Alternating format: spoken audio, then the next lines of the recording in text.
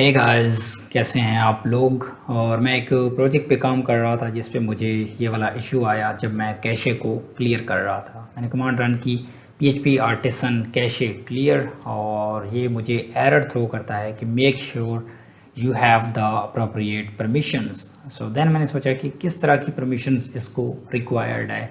Either it's को directory permission required है या फिर इस ओवरऑल एप्लीकेशन को परमिशन रिक्वायर्ड है।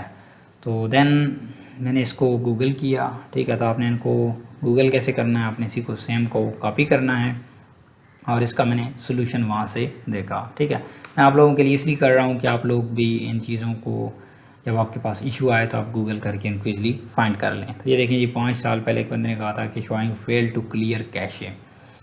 सो एक बंदे ने जवाब दिया कि if data directory doesn't exist in storage slash framework slash cache slash data, so then you will face this error. Okay, और सोल्यूशन क्या है, आपने डेटा डायरेक्टरी को क्रिएट करना है।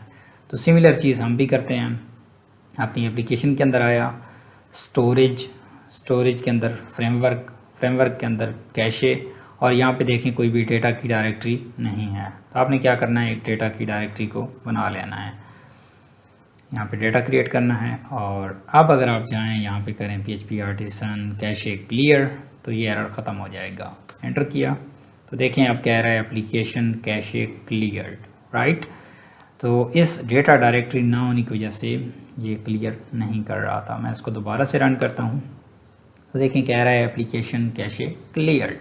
तो इस तरह से आप अपनी एप्लीकेशन का ये वाला बग रिमूव कर सकते हैं। और इस तरह के और भी सॉल्यूशंस मैं इस चैनल पे पोस्ट कर रहा हूँ। तो अगर आप इस तरह की वीडियोस के अंदर इंटरेस्टेड हैं तो चैनल को सब्सक्राइब कर लें ताकि जो भी लारावेल के रेलेवेंट एरर्स वगैरह मैं शेयर करूँ आपके पास ना भी आए हों तो आप उनको रिजॉल्व कर सकें।